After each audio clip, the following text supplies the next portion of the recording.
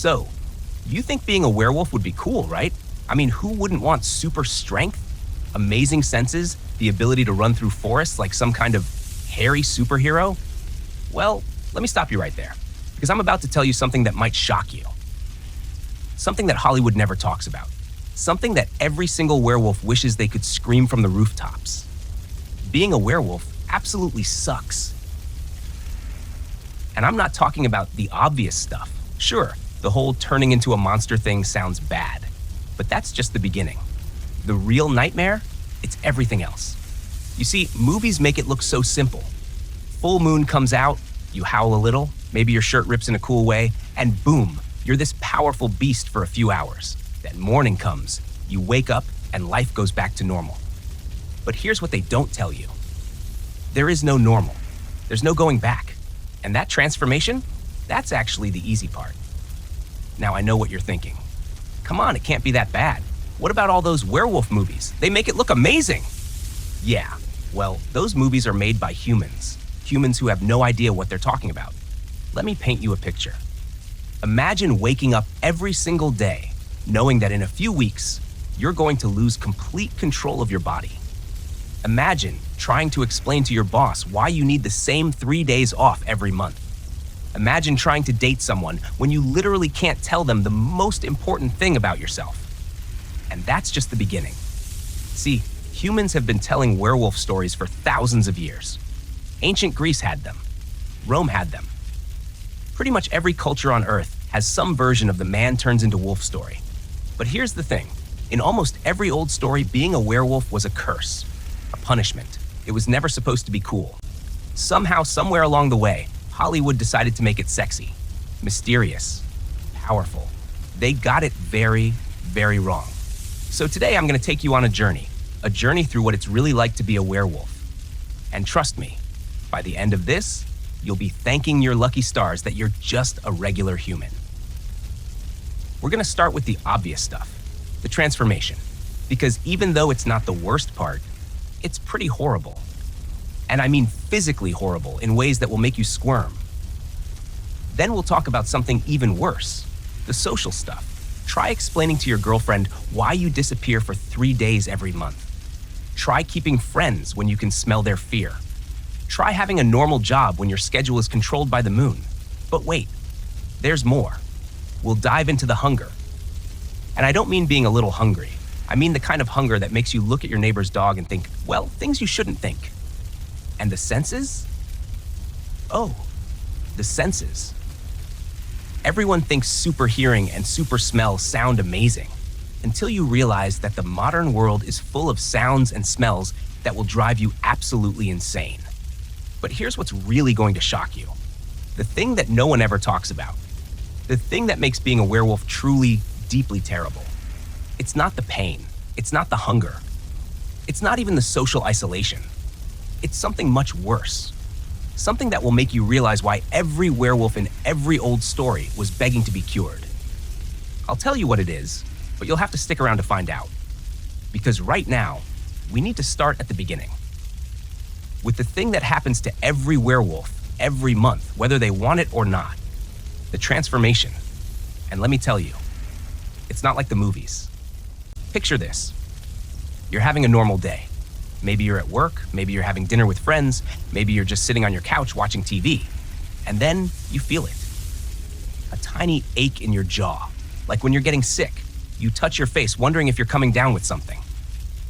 But this isn't a cold. Your teeth are getting ready to grow. That's right. Every single month, your teeth have to reshape themselves. Your normal human teeth literally dissolve and regrow into fangs. While you're awake, while you're conscious. Fun stuff. But that's just the opening act. Now I want you to think about the worst pain you've ever felt. Maybe you broke a bone. Maybe you had surgery. Maybe you stepped on a Lego at 3 a.m. Whatever it was, multiply it by about 100. Because here's what nobody tells you about transforming into a werewolf. It's not quick, it's not smooth, and it sure as heck isn't painless. Your bones don't just magically become wolf bones. They have to break first. Every single one of them. Your skull cracks and reshapes, your spine extends, your rib cage expands, and you feel all of it. The worst part? Your leg bones. They don't just grow longer. They have to completely change shape. Human legs are straight, wolf legs are bent, so your femur literally snaps in half and grows back crooked while you're screaming. But bones are just the beginning. Your muscles have to tear apart and rebuild themselves. Your organs shift around inside your body like they're playing musical chairs. Your skin stretches and contracts so violently that you'd think you were being turned inside out. And here's the kicker. You stay conscious through the whole thing. Every werewolf does, because apparently the curse wants you to remember exactly how much it hurts. But let's say you somehow get used to the pain. Let's say after a few decades, you can handle the monthly torture session. That still doesn't solve the real problem. You have absolutely no control over when it happens. Sure, the full moon is guaranteed, but here's what the movies don't tell you. That's not the only trigger. Strong emotions can do it. Get really angry at your boss? Boom, transformation time. Get scared during a horror movie? Hope you weren't planning to stay human tonight. I knew a werewolf who transformed during his wedding, right at the altar. Poor guy got so emotional seeing his bride that he started changing right there in his tuxedo. The marriage lasted about 30 seconds. Then there's stress. Job interview? Transformation. First date? Transformation. Trying to give a presentation at work? Well, good luck explaining why you suddenly sprouted fur in the middle of your PowerPoint. Some werewolves can't even eat spicy food without risking a change. Imagine being afraid of hot sauce for the rest of your life. And speaking of clothes, let's talk about what happens to your outfit during all this. Everything you're wearing gets completely destroyed, every single time. Your shirt doesn't just rip dramatically like in the movies. It gets shredded into confetti. Your pants? Gone. Your shoes? Well, try fitting wolf paws into Nike sneakers. Do you know how expensive it is to replace your entire wardrobe every month? Most werewolves have to buy their clothes from thrift stores because they know everything will be ruined in a few weeks. And it's not just regular clothes. Winter coat? Destroyed. Wedding dress? Shredded. That expensive suit you saved up for? Wolf food. One werewolf I heard about worked as a lawyer. Every time he transformed, he'd lose a $1,000 suit. His dry cleaning bills were more than most people's rent. The smart ones learned to strip naked before transforming. But that brings us to our next problem. Because you never know when you're going to transform. You never know where you're going to transform. Imagine changing into a wolf in the middle of a grocery store, or during a movie, or on an airplane. Yeah, that last one actually happened. Poor guy was flying from New York to London when he felt the change coming. He locked himself in the bathroom and tried to hold it back. Didn't work. The plane had to make an emergency landing. The passengers thought there was a wild animal loose. The flight attendants were screaming. And one very embarrassed werewolf had to explain to airport security why there was a wolf in the bathroom. Then there's the elevator problem. Get stuck in an elevator? That's bad enough for humans. But if you're a werewolf and you feel the change coming, well, let's just say it's going to be a very cramped transformation. Traffic jams are another nightmare. You're stuck in your car, bumper to bumper, and suddenly you realize you've got about 10 minutes before you become a 200-pound wolf. Where exactly are you supposed to go? Roll down the window and explain to the guy next to you that you need to borrow his back seat? But here's what might be the worst part of all. What happens after you change back? You wake up naked.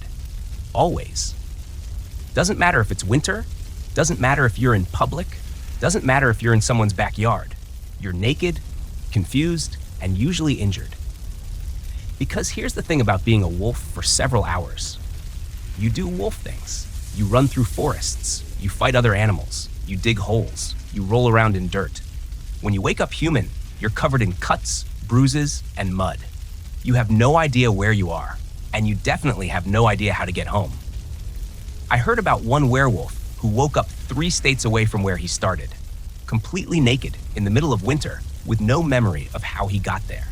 He had to call his wife and explain why he needed her to drive 6 hours to pick him up from a truck stop in the middle of nowhere.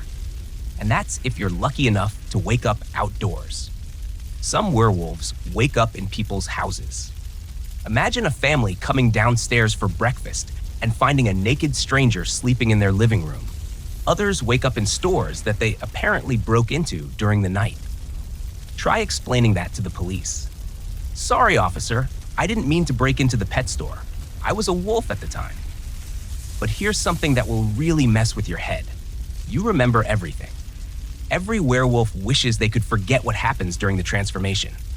But no, you remember every moment of pain, every embarrassing situation, every time you did something as a wolf that you'd never do as a human. You remember chasing squirrels. You remember eating garbage. You remember other things that wolves do that humans definitely shouldn't. And you have to live with those memories forever. Some werewolves develop serious anxiety about transforming because they know they'll remember everything. They'll remember the pain, the embarrassment, and whatever weird wolf instincts made them do. It's like having a really bad drunk night. Except you weren't drunk. You were a wolf. And it happens every month for the rest of your life. But here's the thing that makes all of this even worse. All of this pain, embarrassment, and chaos, it's just the beginning. Because once you're done transforming, once you've dealt with waking up naked and confused, once you've somehow made it home, you still have to live the rest of your life as a werewolf. And that's where things get really complicated. See, the transformation is just one night a month. But being a werewolf, that's 24 hours a day, 7 days a week, 365 days a year. The real nightmare isn't turning into a wolf. The real nightmare is trying to live a normal human life when you're definitely not human. And that starts with the people around you, your family, your friends, your coworkers. People who have no idea what you really are. People who trust you. People who think they know you. But how do you maintain relationships when you're keeping the biggest secret of your life? How do you get close to someone when you literally can't tell them the most important thing about yourself? How do you look someone in the eye and pretend to be normal when you know that in a few weeks you'll be running through the woods on 4 legs? Eating, well, things that humans shouldn't eat? The answer is, you don't. Not really. And that's where our story gets really depressing. Because physical pain, that heals. Embarrassment, that fades. But the loneliness that comes with being a werewolf, that lasts forever. You see, humans are social creatures. We need connection. We need people who understand us. We need to feel like we belong somewhere. But when you're a werewolf, belonging anywhere becomes almost impossible. Let's start with the obvious problem. You can't tell anyone what you are. And I mean anyone. Your parents? Nope. Your best friend? Absolutely not. Your spouse? Well, that depends on how much you enjoy divorce proceedings. Because here's the thing about humans.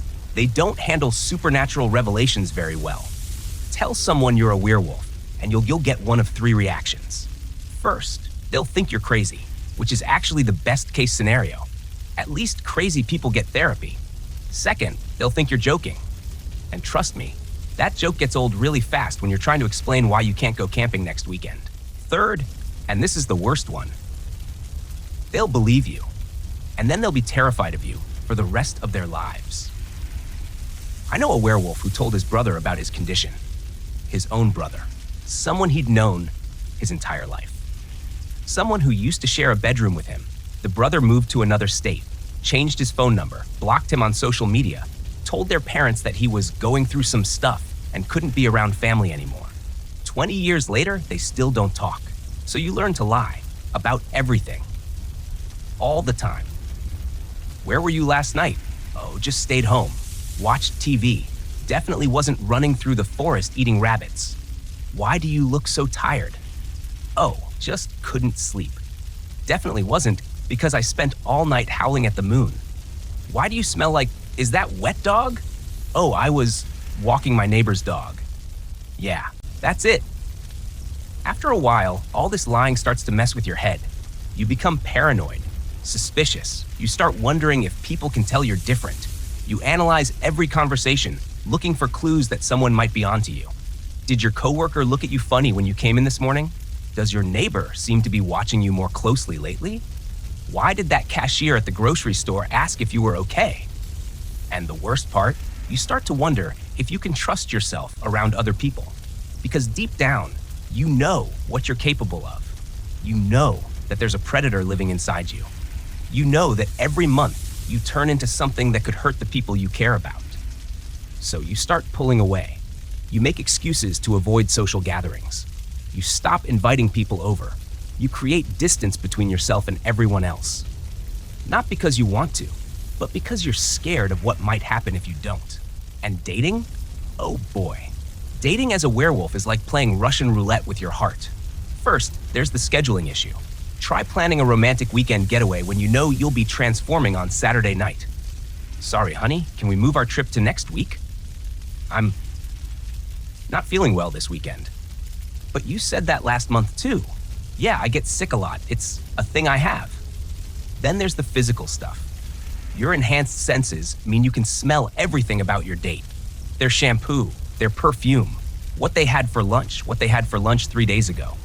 And sometimes that's not romantic. Sometimes it's just gross. But the real nightmare starts when you actually like someone. When you start to care about them. When you start to imagine a future together. Because that's when you realize that your entire relationship is built on a lie. You can't introduce them to your family without care planning. You can't move in together without creating elaborate explanations for your monthly disappearances. You can't even talk about having kids without wondering if you'll pass the curse along. I knew a werewolf who dated the same woman for 5 years. 5 years of making excuses. 5 years of mysterious disappearances. 5 years of carefully planned lies. He finally worked up the courage to propose, but when he got down on one knee, all he could think about was how he'd have to lie to her for the rest of their marriage. So he stood up, apologized, and walked away. Never saw her again. She probably still wonders what happened. He definitely still thinks about what could have been. And if dating is hard, family planning is a nightmare. Because here's something nobody talks about. Lycanthropy can be hereditary. Not always, but sometimes. And there's no way to know until it's too late. Imagine having a child and spending every full moon wondering if this will be the month they start showing symptoms. Imagine watching your teenager go through normal adolescent mood swings and wondering if it's just hormones or if they're about to become a monster. Some werewolves choose never to have kids. They can't risk passing the curse along. They can't risk creating another person who will have to live with the same pain, isolation, and constant fear. Others have kids anyway and spend the rest of their lives praying that their children will be normal, that they'll be spared, that they'll get to have the life their parents never could. But what happens when those prayers go unanswered? I heard about a werewolf whose daughter started showing signs at age 13. The poor kid had no idea what was happening to her. She thought she was going crazy. She thought she was dying. And the father had to watch his little girl go through the same transformation that had ruined his life. He had to explain to her that she'd never be normal, that she'd never have the carefree life he'd always wanted for her. He had to teach her how to lie to her friends, how to make excuses, how to live with a secret that would isolate her from everyone she loved. That's not parenting. That's passing on a curse. But even if you avoid relationships, even if you never have kids, even if you somehow manage to keep your secret, you still have to work.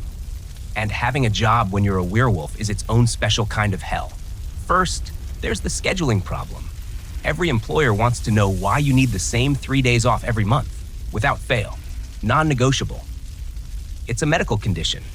What kind of medical condition? I'd rather not discuss it. Well, we need some kind of documentation. Good luck getting a doctor's note for lycanthropy. Then there's the performance issue. The day before your transformation, you're exhausted. The day after, you're recovering. So really, you're only at full capacity for about 2 weeks out of every month. Try explaining that to your boss. Try competing for promotions when half your coworkers think you're just lazy or unreliable. And certain jobs are completely off limits. Anything that requires travel. Anything with irregular hours. Anything that might require you to work during a full moon. Forget about being a doctor. You can't work night shifts when you might transform in the middle of surgery. Forget about being a pilot. Airlines don't appreciate it when their crew members turn into wolves mid-flight. Forget about being a teacher. Parents get really upset when they find out their kid's teacher is a literal monster. So you end up in jobs that don't require much commitment. Jobs that don't ask too many questions. Jobs that let you disappear for a few days every month without anyone caring too much. You become underemployed, underachieving. Not because you're not capable, but because your condition makes it impossible to reach your potential. And even in jobs that accommodate your schedule, you're constantly worried about being discovered. Your enhanced senses make office environments torture. You can hear every conversation in the building. You can smell what everyone had for breakfast. You can sense when people are stressed, angry, or afraid. And sometimes people are afraid of you, even if they don't know why, even if they don't understand what they're sensing. Humans have an instinct about predators, and you're definitely a predator. So you learn to make yourself smaller, quieter, less threatening. You avoid eye contact. You speak softly. You try to blend into the background. But that makes advancement even harder. How do you climb the corporate ladder when you're trying to be invisible? And don't even get me started on social media. Everyone expects you to have an online presence these days. Photos from last weekend, updates about your life, pictures of your vacation. But what do you post when you spent last weekend as a wolf? What do you share when your most memorable experiences involve hunting small animals? You end up with the most boring social media presence in history. Stock photos of sunsets, motivational quotes, anything that doesn't reveal what you actually do with your time. Your friends start commenting, "Why don't you ever post selfies anymore? You never share what you're up to. Are you okay? You seem really distant lately." And each comment is like a little knife in your chest because you want to share. You want to connect. You want to be normal. But normal people don't post pictures of themselves covered in mud and leaves. Normal people don't share stories about chasing deer through the woods. Normal people don't have to explain why they look exhausted and beaten up every few weeks. So you stick to posting pictures of your coffee, your dinner, random quotes you found online, anything that doesn't require you to be in the photo or share actual details about your life. And when people ask why you never post pictures of yourself, why you never share personal stories, why you seem to have no social life, you make more excuses, tell more lies, create more distance. But social isolation gets even worse during holidays and special events. Christmas dinner with the family? Better hope it doesn't fall on a full moon. Wedding invitations? You have to check your lunar calendar before you RSVP. Birthday parties? Good luck explaining why you might have to leave early. I knew a werewolf who missed his own mother's funeral because it coincided with his transformation. He spent the night his family needed him most running through the woods, completely unable to be there for them. When people asked where he was, his father had to lie and say he was too grief-stricken to attend. The family never forgave him. They thought he was selfish, uncaring, heartless. He couldn't tell them the truth. He couldn't explain that he would have given anything to be there. That missing his mother's funeral broke his heart in ways they'd never understand. So he carried that guilt for the rest of his life. The guilt of being seen as a bad son when all he wanted was to be there for his family. And that's the thing about being a werewolf. You don't just miss events, you miss moments. Important moments that you can never get back. Your best friend's wedding? You were transforming. Your daughter's graduation? Full moon. Your anniversary dinner? Sorry, honey, that's a wolf night. After a while, people stop inviting you. They stop counting on you. They stop expecting you to show up, and you can't blame them. From their perspective, you're just unreliable, flaky, someone who always has an excuse. Friendships suffer the most because friendships require time, attention, and honesty. 3 things that are almost impossible when you're a werewolf. You can't have impromptu hangouts. You can't be spontaneous. You can't just drop everything and help a friend in need if it happens to be the wrong time of the month. Your friends start to notice patterns. Why can't you ever hang out on weekends? How come you're always busy during certain weeks? What's with all the last-minute cancellations? And the worst part? The good friends. The ones who really care about you. They start to worry. They think you're depressed, or sick, or hiding an addiction. They stage interventions. They offer to help. They beg you to open up and tell them what's wrong. And you have to look them in the eye. These people who love you, who want to help you, and lie to them again. I'm fine, really. Just going through a rough patch. You've been going through a rough patch for 3 years. I know, but I'm working on it. Eventually, even the best friends give up. They get tired of being shut out. They get tired of feeling like you don't trust them. They move on to friendships that don't require so much guesswork, and you're left with acquaintances. People who don't know you well enough to notice your patterns. People who don't care enough to ask difficult questions. Let's go back to dating for a minute. Because I didn't even scratch the surface of how complicated romantic relationships become. There's the scent issue. When you're attracted to someone, you can literally smell their attraction in return, or their fear, or their disgust. Imagine going on a first date and being able to smell exactly how your date feels about you. Imagine knowing with absolute certainty that they're nervous, bored, or completely uninterested. Most people get to live in blissful ignorance during dating. They can hope, they can wonder, they can interpret a smile as interest even if the other person is just being polite. But when you're a werewolf, you know. You always know. And sometimes, knowing is worse than wondering. Then, there's the protective instinct. When you care about someone, your wolf instincts kick in. You become territorial, possessive, aggressive toward anyone you perceive as a threat. Your girlfriend's male coworker who's a little too friendly? Your wolf brain wants to mark your territory. Your boyfriend's ex who keeps texting? Every instinct in your body is screaming, rival. And these aren't just thoughts. These are physical urges, overwhelming compulsions that you have to fight every single day.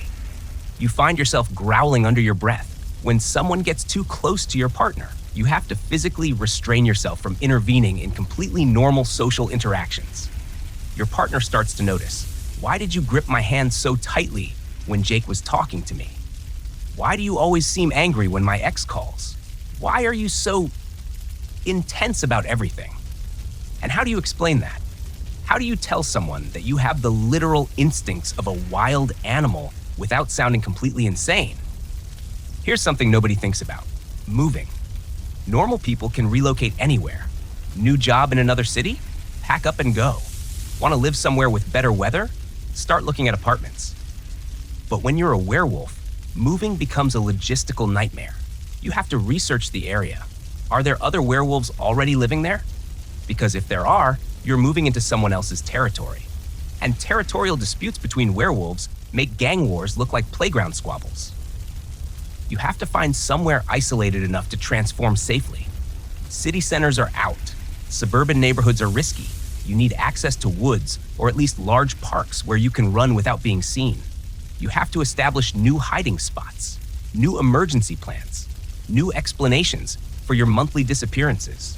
And you have to do all of this without being able to explain to anyone why location is so important to you. Why can't we live in that nice apartment downtown? It's too noisy. Why do we need to be so close to the forest?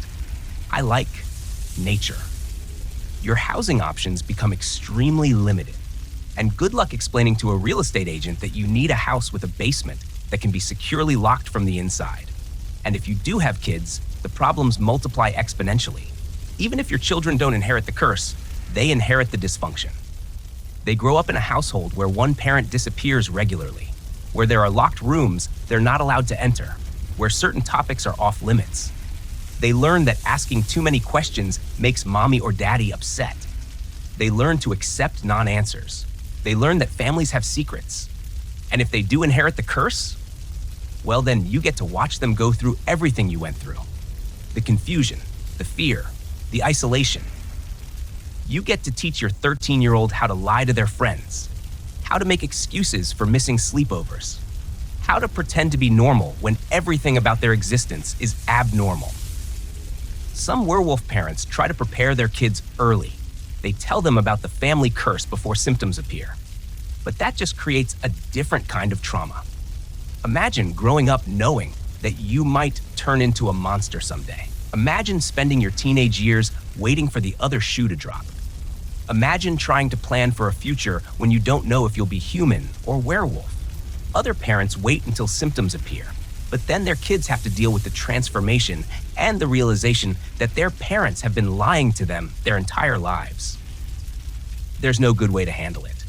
Every option creates pain, confusion, and lasting psychological damage. In the modern world, there are support groups for everything: addiction, grief, chronic illness, mental health issues, but there's no support group for werewolves. You can't exactly post on Facebook, looking for other lycanthropes in the area. Need people who understand the struggle. You can't Google werewolf support meetings near me. You can't call a helpline and explain that you're struggling with monthly transformations into a wolf. So you suffer alone. You figure things out by trial and error. You make the same mistakes that every werewolf before you has made because there's no one to learn from. And the isolation compounds itself. You're isolated from humans because of your secret, but you're also isolated from other werewolves because you have no way to find them. It's like being the only person in the world who speaks your language, except instead of a language, it's a curse. And instead of being able to learn a new language, you're stuck with it forever. Eventually, all of this isolation becomes a cycle. You pull away from people to protect your secret. But the more you pull away, the lonelier you become. And the lonelier you become, the harder it is to connect with anyone. You start to forget how to have normal conversations. You second guess every interaction. You wonder if people can sense that something's wrong with you. And maybe they can. Maybe all those years of lying and hiding have changed you in ways that go beyond the physical transformation. Maybe you really are becoming the monster you pretend not to be. Some werewolves go decades without a real friend, without someone they can trust, without anyone who truly knows them. They exist in a world surrounded by people, but completely alone. You develop what psychologists would call learned helplessness. You stop trying to form connections because every attempt has ended in disappointment. You stop hoping for understanding because you know it's impossible. You become a ghost in your own life, present but not really there, participating but never truly engaging, smiling but never really happy. And the worst part, you start to convince yourself that this is better, that isolation is safer, that you're protecting other people by staying away. But deep down, you know the truth. You're not protecting anyone. You're just slowly dying inside. And that's when you start to understand something terrible. Something that makes the physical pain of transformation seem like a paper cut in comparison. The real curse isn't turning into a wolf once a month. The real curse is spending the rest of your life pretending to be human while knowing you never really can be. You're stuck between two worlds, too human to be a wolf, too wolf to be human, belonging nowhere, accepted by no one. And unlike other curses in fairy tales, there's no true love's kiss that can break this one. There's no magic spell to undo it. There's no quest you can complete to earn your freedom.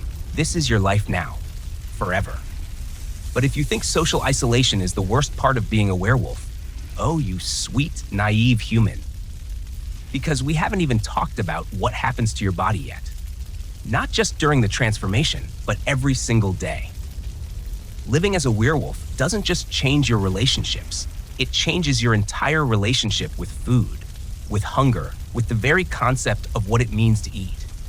And trust me, that's where things get really disturbing. Because when you're part wolf, your dietary needs become complicated. And by complicated, I mean absolutely horrifying for anyone who's ever tried to be a civilized human being. So buckle up. Because we're about to dive into the part of lycanthropy that will make you grateful you never have to worry about craving raw meat. You know what normal people worry about when it comes to food? Calories, carbs, whether they're getting enough vegetables. Maybe they stress about gluten or dairy, cute problems. When you're a werewolf, your relationship with food becomes a constant battle between your human morals and your animal instincts. And spoiler alert, the animal usually wins. Let's start with the obvious issue. You need meat, not want. Need. And I'm not talking about a nice medium rare steak from the local steakhouse. I'm talking about raw, bloody, preferably still warm meat that your human brain finds absolutely disgusting. Your body starts craving protein in amounts that would shock a bodybuilder. We're talking pounds per day. Your wolf metabolism burns through calories like a race car burns through gasoline. But here's where it gets weird. Cooked meat doesn't really satisfy the craving. Your wolf brain wants fresh prey. It wants the hunt. It wants to tear into something that was alive 5 minutes ago. So you find yourself standing in the grocery store, staring at packages of ground beef, fighting the urge to rip them open and eat them raw right there in the meat aisle. You develop Creative shopping habits. You buy excessive amounts of sushi-grade fish. You frequent butcher shops and ask for the freshest cuts available. You tell people you're on some kind of specialized diet, which technically you are. It's called the "I'm secretly a predator" diet. And speaking of grocery shopping, let's talk money. Normal people might spend $100 a week on groceries, maybe $200 if they're feeding a family. Werewolves? Try $500. Minimum. You're not just buying food for one person, you're buying food for someone with the appetite of a large carnivorous mammal. Because essentially, that's what you are. Your grocery cart looks like you're feeding a small army. 20 pounds of chicken, 15 pounds of ground beef, salmon, tuna, more beef, oh, and some lettuce, so the cashier doesn't think you're completely insane. The checkout clerks start to recognize you. Having another barbecue this weekend? They ask, trying to make conversation. Something like that, you mumble, knowing you're about to eat most of this raw in your basement. And that's just the regular food. During the days leading up to your transformation, your appetite goes completely haywire. You could eat an entire cow and still feel hungry. I knew a werewolf who once ate 12 rotisserie chickens in one sitting. 12. The poor guy's credit card bill looked like he was catering a wedding every month. But the really disturbing part isn't the grocery bills. It's what happens when your predator instincts kick in. You're walking down the street, minding your own business, when you see a jogger ahead of you. And suddenly, your brain isn't thinking like a human anymore. It's calculating their speed, their stride pattern, how tired they look, where you would strike to bring them down most efficiently. These aren't thoughts you choose to have. They just happen, like breathing or blinking. Your wolf brain takes over and starts hunting. Or you're at a park watching kids play, and part of you starts evaluating which ones are the weakest, the slowest, the ones that would be easiest to separate from the group. And then your human brain kicks back in and you're horrified, absolutely disgusted with yourself. You go home and scrub your brain with soap, trying to forget that you just thought about hunting children like prey. But the thoughts don't stop. They never stop. Every crowd becomes a potential hunting ground. Every person becomes a potential target. Your brain automatically categorizes humans by their vulnerability, their speed, their likelihood to fight back. You start avoiding places with lots of people because the hunting thoughts become overwhelming. Movie theaters, malls, schools, anywhere with crowds triggers your predator instincts. And don't even get me started on pets. You used to love dogs, had one growing up, thought cats were cute, maybe had a hamster or a bird. Now, they all look like dinner. Your neighbor's friendly golden retriever that used to make you smile? Now when you see him, your mouth starts watering, literally. Your body starts producing saliva in preparation for a meal. You find yourself staring at pets a little too long, a little too intensely. Their owners start pulling them closer when they see you coming. Fluffy seems nervous around you, your neighbor mentions casually. Yeah, well, Fluffy has good instincts, because you've been imagining what she'd taste like for the past 10 minutes. The worst part? You can't have pets of your own anymore. Not because you'd hurt them intentionally, but because accidents happen. One werewolf I heard about came home from transforming to find his cat. Well, let's just say he needed a new cat. And therapy. Lots of therapy. Now he can't even look at pet stores without breaking down crying. You think regular werewolves have it bad? Try being a vegetarian werewolf. Imagine spending years, maybe decades, building your entire identity around not eating meat. You care about animals. You believe in ethical eating. You've built your social circle around shared values of compassion and environmental responsibility. And then you become a werewolf. Suddenly, your body is demanding exactly what your conscience has always rejected. Your wolf instincts don't care about your ethical beliefs. They don't care about your environmental concerns. They just want meat. Fresh meat. Living meat. So you have a choice. Abandon everything you believe in, or slowly starve to death while your body rebels against you. Most vegetarian werewolves try to compromise. They start with fish. It's still better than mammals, they tell themselves. Then they move to chicken. At least it's not red meat. Eventually, they're standing in their kitchen at 2 a.m., eating raw hamburger with their bare hands, crying about what they've become. Some try to maintain their vegetarian diet. They take iron supplements, they eat protein powder, they consume massive amounts of beans and nuts. But their body keeps rejecting it. They become weak, sick, malnourished. Their hair falls out, their skin turns gray, they start looking like extras from a zombie movie, and the cravings never stop. Every commercial for a burger restaurant becomes torture. Every barbecue smell drifting from a neighbor's yard is agony. One vegetarian werewolf lasted 6 months before she cracked. She ended up breaking into a butcher shop at 3 a.m. and eating everything in the meat case. The police found her the next morning, covered in blood, surrounded by empty packages, crying hysterically. She still hasn't forgiven herself. That was 8 years ago. But let's say you give in to the cravings. Let's say you accept that you need to eat massive amounts of raw meat. Your human digestive system wasn't designed for this. Your stomach starts rejecting normal human food. Bread makes you nauseous. Vegetables give you cramps. Anything processed or artificial triggers violent reactions. You become lactose intolerant overnight. Gluten becomes your enemy. Sugar makes you violently sick.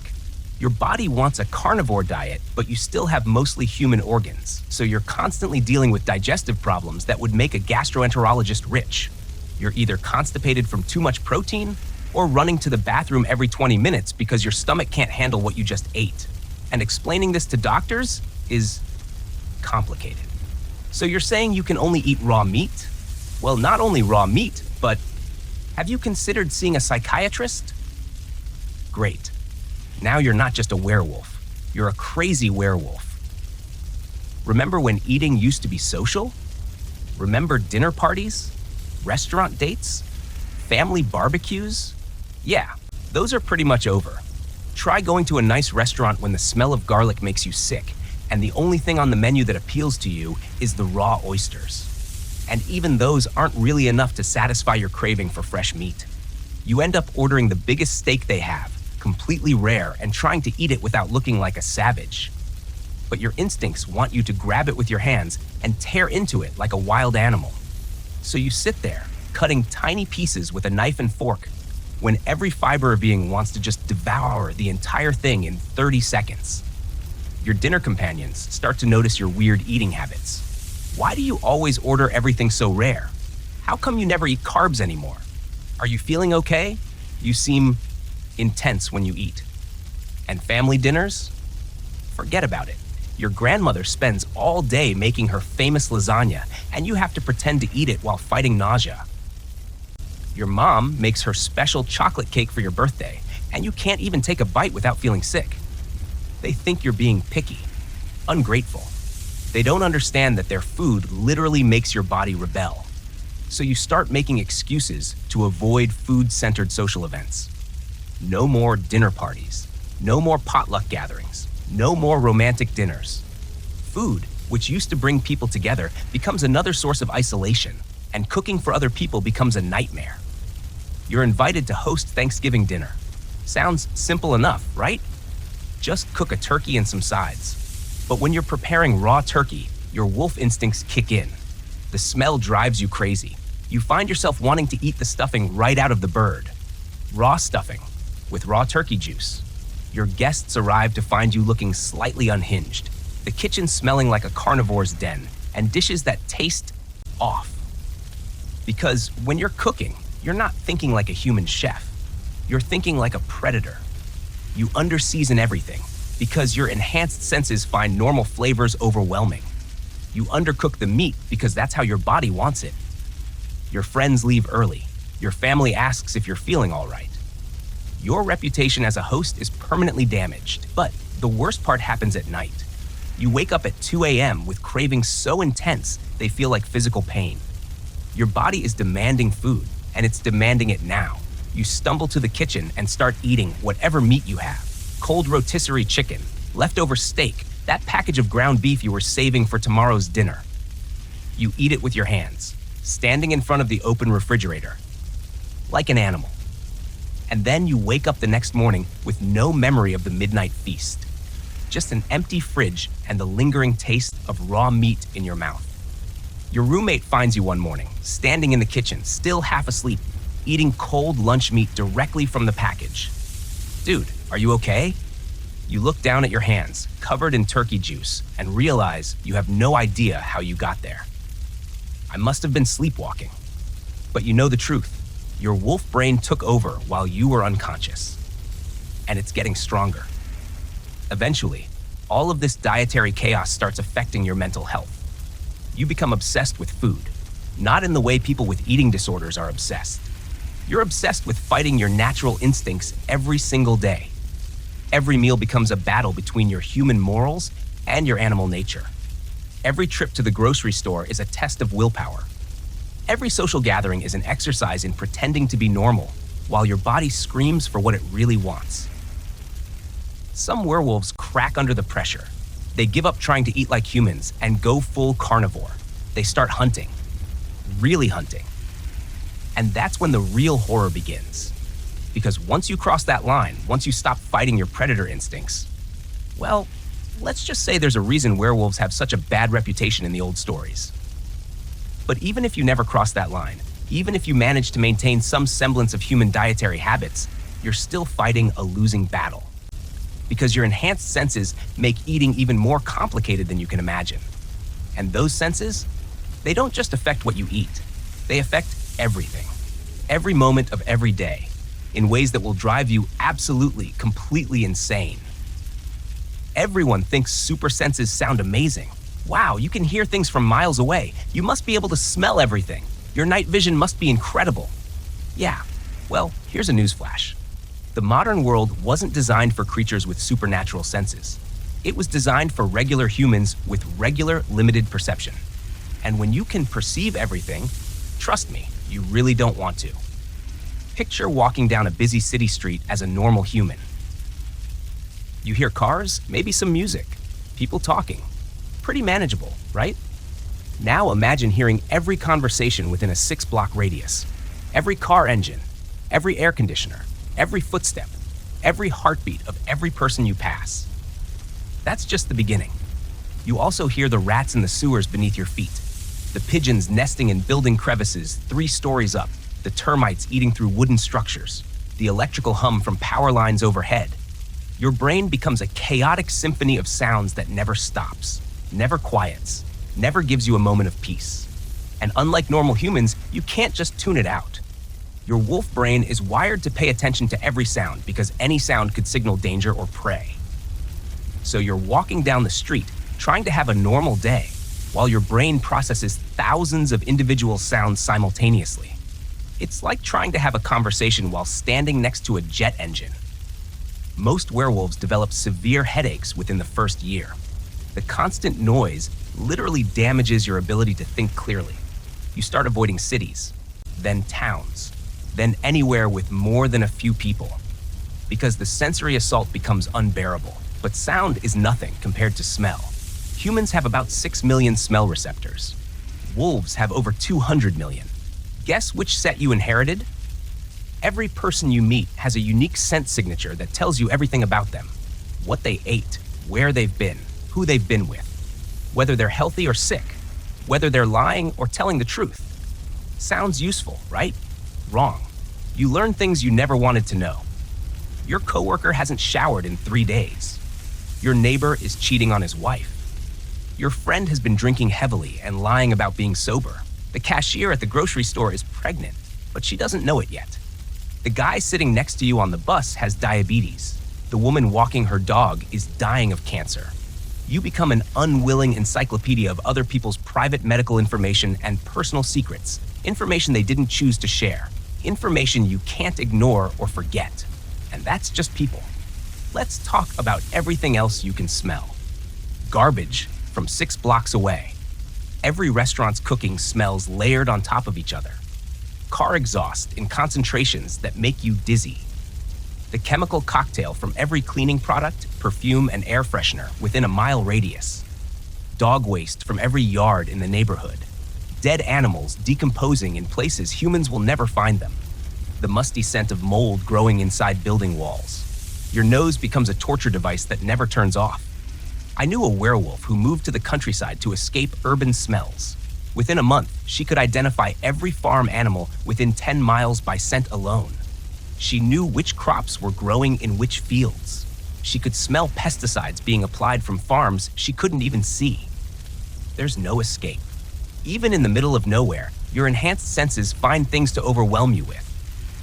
Remember how we talked about your dietary needs changing? Well, your enhanced senses make normal human food absolutely revolting. That sandwich you used to enjoy? Now you can smell every preservative, every artificial flavor, every chemical additive. You can detect the exact moment the meat started to spoil, even if it's technically still fresh. Restaurants become torture chambers. You can smell the grease that's been reused too many times, the vegetables that were washed in contaminated water, the meat that's been sitting under heat lamps for hours. Everyone else is enjoying their meal while you're fighting not to vomit from the smell of industrial food processing.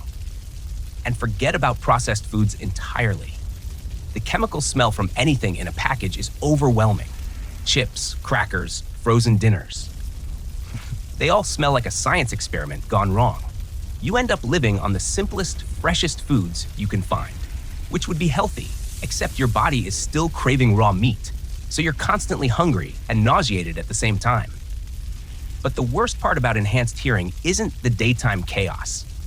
It's what happens when you try to sleep. Normal people can sleep through a lot. Car alarms, neighbors playing music, even construction noise eventually becomes background noise. But when you can hear every sound for miles, sleep becomes almost impossible. You hear your neighbors having conversations through walls that shouldn't be permeable to sound. You hear their televisions, their phone calls, their intimate moments. You hear mice running through the walls. Water drips in pipes. The house is settling and creaking. Every electronic device humming at frequencies that make your teeth ache. And then there are the sounds from outside. Cats fighting 3 blocks away, dogs barking in the next neighborhood, traffic from highways miles away. Your brain can't filter any of it out. Every sound is equally important to your wolf instincts. Every sound could be a threat or an opportunity. So you lie in bed, exhausted, desperately wanting to sleep, while your brain processes a constant stream of auditory information. Most werewolves become chronic insomniacs. They try earplugs, but they don't block supernatural hearing. They try white noise machines, but they just add more noise to an already overwhelming soundscape. Some resort to sedatives, but then they risk not waking up if they start transforming in their sleep. Which has happened. And it's not pretty. Here's something nobody tells you about enhanced senses. You don't just smell and hear more. You sense emotions. Humans give off chemical signals when they're afraid, angry, sad, or lying. Normally, these signals are below the threshold of human perception. But your wolf nose picks up every one. You walk into a room and immediately know that someone's terrified, even if they're smiling and acting normal. You can smell deception, anxiety, attraction, and hostility. It's like being a living lie detector that you can't turn off. Your friend says they're happy to see you, but you can smell their irritation and impatience. Your boss says your work is fine, but you can detect their disappointment and frustration. Everyone becomes transparent to you. Their real emotions are as obvious as if they were wearing signs. And the worst part? You can smell fear, specifically fear of you. Even when people don't consciously know you're a werewolf, some primitive part of their brain recognizes that you're a predator. They feel uneasy around you without understanding why. You can smell that unease, that fear, that instinctive desire to get away from you. So every social interaction becomes tainted by the knowledge that people are afraid of you. Even your closest friends, even your family. They love you, but they're also scared of you. And you know it. You can literally smell it. All of this sensory input doesn't just overwhelm you psychologically. It causes physical pain. Your brain isn't designed to process this much information. It's like running a computer program that requires more memory than your system has. The result? Constant headaches that range from annoying to debilitating. Some days, the sensory overload is so intense that you can't function. You lie in a dark room with a pillow over your head, trying to block out stimulation that can't be blocked. Light hurts. Sound hurts. Even gentle touches feel like electric shocks. You develop a sensitivity to everything. Fluorescent lights give you migraines. The hum of electronics makes you dizzy. Strong smells trigger nausea. Normal human environments become hostile to your enhanced nervous system. And let's talk about the weather. Changes in atmospheric pressure that humans barely notice hit you like a freight train. You can feel storms coming days before they arrive. Not because you're psychic, but because your enhanced senses pick up on tiny changes in air pressure, humidity, and electrical activity. The approach of a thunderstorm feels like being slowly crushed by an invisible weight. Your head pounds, your joints ache, you feel anxious and agitated without knowing why. And during the storm, the sensory assault is overwhelming.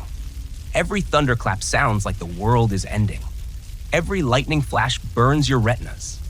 The electrical activity in the air makes your skin crawl. Rain sounds like machine gun fire on your roof. The wind sounds like freight trains passing overhead. What normal people find relaxing becomes a torture session for your enhanced senses. Eventually, all of this sensory overload drives you deeper into isolation. You can't handle crowded places because they're too stimulating. You can't enjoy entertainment because it's too loud, too bright, too intense. You start spending more and more time alone in quiet, dark spaces where your senses can rest. But isolation makes the problem worse. When you're alone all the time, your senses become even more sensitive, like a muscle that gets stronger when you exercise it. So when you venture into public, the sensory assault is even more overwhelming than before.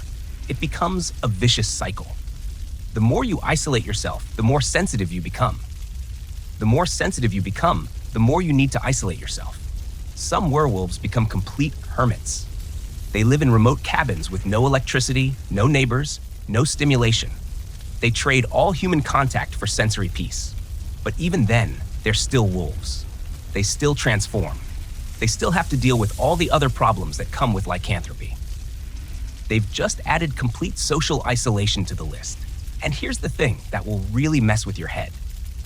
All of these sensory problems get worse over time. Your senses don't stabilize at a certain level of enhancement. They keep getting stronger, more sensitive, more overwhelming. What you could handle in your first year as a werewolf becomes unbearable by your 5th year. What was merely uncomfortable becomes genuinely painful. You start to wonder if there's a limit. If your senses will eventually become so enhanced that you can't function in the human world at all. Some werewolves report being able to hear heartbeats from a mile away. Others claim they can smell emotions so precisely that they know exactly what someone is thinking. Whether that's true or just sensory overload-induced psychosis, well, nobody knows for sure. But what we do know is this: enhanced senses sound like a superpower until you actually have them. Then they become a curse that makes every moment of your existence more difficult. And when you combine sensory overload with all the social isolation and dietary problems we've already discussed, well, that's when werewolves start to crack. That's when they stop trying to live like humans and start embracing their wolf nature entirely. And that's when the real problems begin. Because wolves aren't solitary creatures. They're pack animals. And werewolf pack dynamics, they make everything we've talked about so far look like a minor inconvenience. So you've been struggling alone for years, dealing with transformations, social isolation, dietary nightmares, and sensory overload.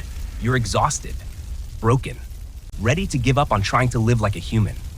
And then you meet another werewolf.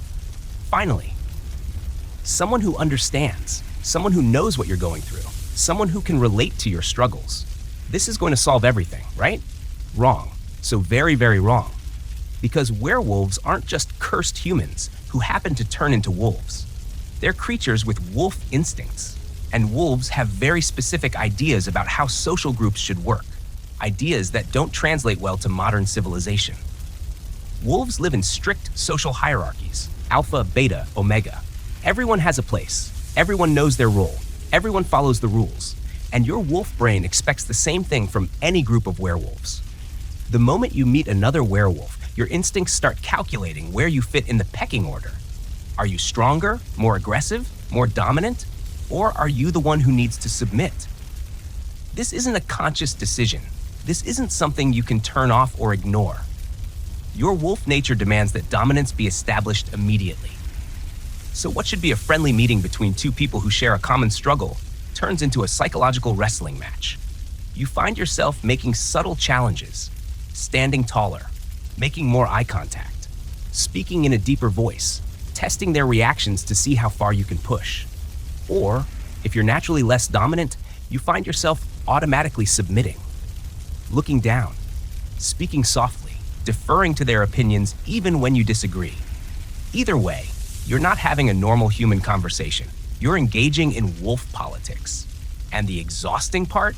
This happens every single time you interact with another werewolf. The hierarchy gets tested and retested constantly. Wolves are territorial animals. They claim areas and defend them aggressively against intruders. So when werewolves meet, they don't just establish personal dominance. They start fighting over territory. Suddenly, the city you've lived in for years becomes contested ground. That park where you like to transform? Another werewolf thinks it belongs to them now. Your favorite hunting grounds? Someone else has marked them with their scent and considers them off limits to you. The coffee shop where you used to grab breakfast? Now you can't go there because another werewolf has claimed it as part of their territory. What should be cooperation becomes competition. What should be friendship becomes warfare. I knew two werewolves who lived in the same small town. They spent 15 years fighting over territory. 15 years of leaving scent marks, destroying each other's property, and engaging in psychological warfare. They couldn't both grocery shop at the same store. They couldn't both use the same gym. They couldn't both attend the same social events. The town wasn't big enough for both of them, but neither would leave. So they turned the entire place into a battleground. If you happen to be the dominant werewolf in a group, congratulations. You've just inherited a job you never wanted and probably aren't qualified for. Being an alpha isn't about respect or admiration. It's about responsibility. Life or death responsibility for every member of your pack. Other werewolves will look to you for guidance, protection, and decision-making. They'll expect you to settle their disputes, solve their problems, and keep them safe. And if you fail, if someone gets hurt on your watch, if you make a bad decision that affects the pack, the guilt will destroy you. Alpha werewolves develop anxiety disorders at alarming rates. They can't relax because they're constantly worried about their pack members. They can't make personal decisions without considering how it affects everyone else. One alpha I heard about had a mental breakdown when one of his pack members got arrested during a transformation. He blamed himself for not providing better guidance, for not being a strong enough leader. He spent 3 months in a psychiatric facility, convinced that he was responsible for ruining someone's life. The pack fell apart while he was gone. Without their alpha, the other werewolves couldn't function as a group.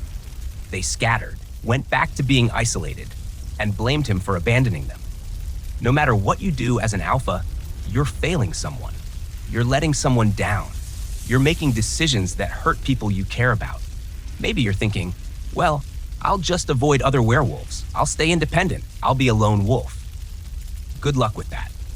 Wolves aren't meant to live alone.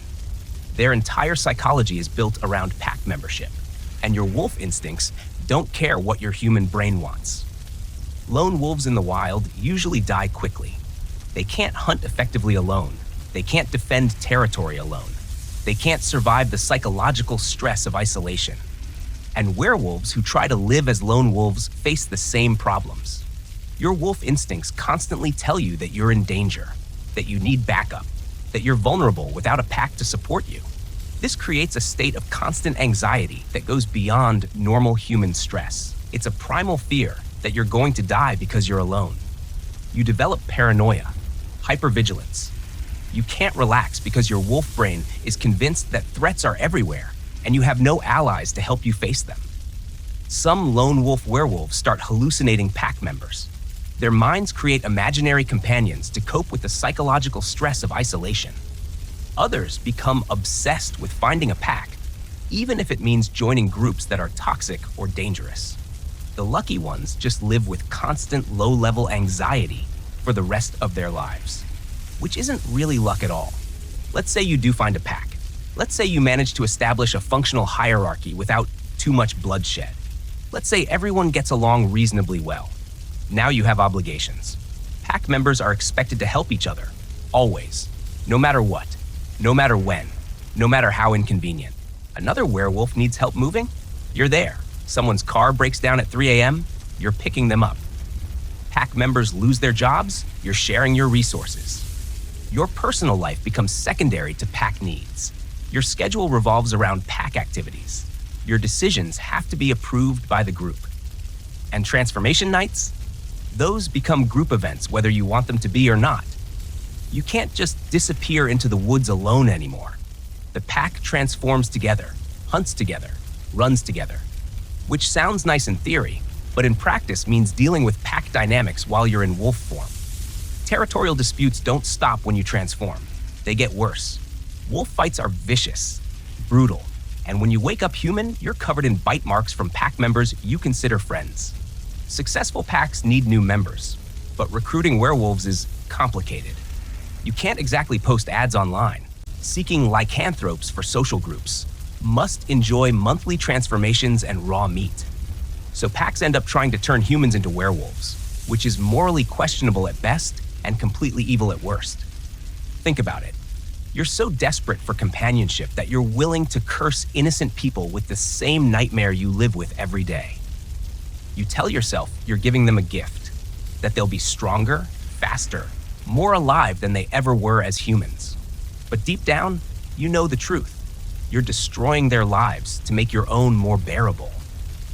And when those newly turned werewolves realize what you've done to them, when they understand that they'll never be human again, when they go through the same painful adjustment period you went through, they hate you, and they have every right to. Packs that engage in recruitment often fall apart because of the resentment from turned members. The very people you curse to gain companionship end up becoming your enemies. Being part of a werewolf pack doesn't just affect your relationships with other werewolves. It destroys your remaining human relationships. Pack loyalty takes priority over everything else. Family gatherings, work obligations, romantic relationships, they all become secondary to pack needs. Your human friends and family start to notice that you're always unavailable for important events, that you have mysterious obligations you can't explain, that you seem to have a whole second life they're not part of. They feel shut out, replaced, like they don't matter to you anymore. And they're not wrong. When you're part of a werewolf pack, human relationships become peripheral. The emotional intensity of pack bonds makes normal human friendships feel shallow and insignificant. You start to see humans as lesser, weaker, less important than your pack members, which is exactly the kind of thinking that leads to very dark places. Pack disputes don't stay psychological for long. When territorial animals with supernatural strength get into conflicts, those conflicts turn physical quickly. What starts as disagreements about hierarchy or territory becomes actual fighting. Claws, fangs, and supernatural strength applied with animal fury. Werewolf pack fights are nothing like human arguments. They're life or death battles that leave lasting physical and psychological scars. And the violence spreads beyond the pack.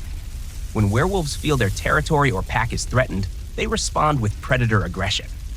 Humans who wander into contested areas become casualties, not because werewolves necessarily want to hurt innocent people, but because their wolf instincts treat any intrusion as a threat to be eliminated. Pack mentality makes werewolves more dangerous, not less.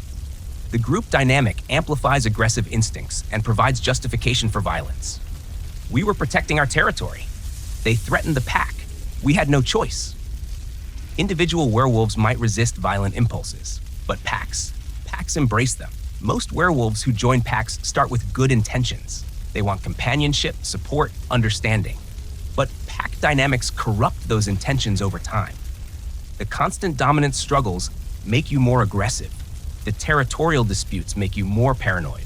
The pack loyalty makes you more tribal and less empathetic toward outsiders. You start making moral compromises, small ones at first, then bigger ones, then ones that would have horrified your former human self. You rationalize everything as necessary for pack survival, for maintaining hierarchy, for protecting territory. And before you know it, you've become exactly the kind of monster that werewolves are portrayed as in the old stories. The irony is devastating. You joined a pack to become more human through companionship. Instead, you became less human through pack dynamics. So you have an impossible choice. Live alone and suffer from isolation, anxiety, and the psychological stress of being a lone wolf. or join a pack and suffer from dominance struggles, territorial disputes, violence, and the gradual corruption of your humanity. Neither option leads to happiness. Neither option solves your problems. Both just create different types of suffering. Some werewolves spend decades switching between pack membership and lone wolf status. They join groups, get fed up with the politics, leave, get lonely, join different groups, repeat the cycle.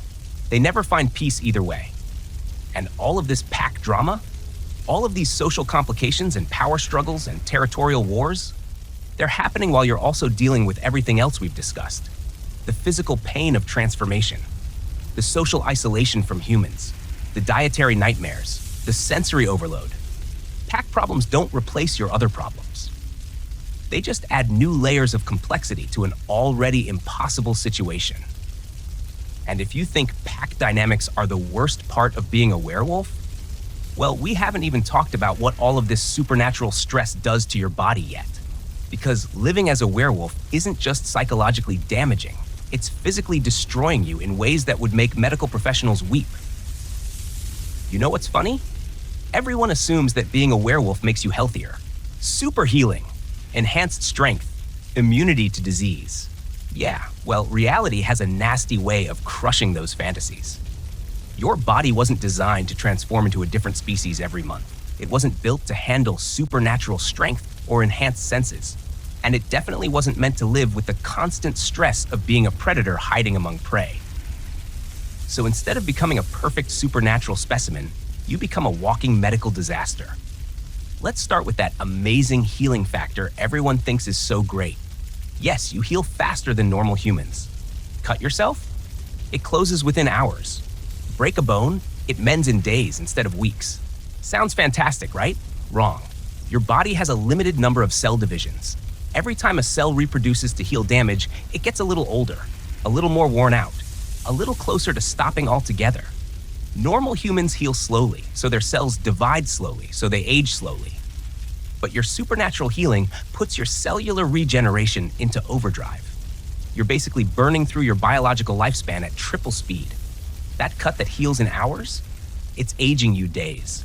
That broken bone that mends in a week, it's stealing months from your life.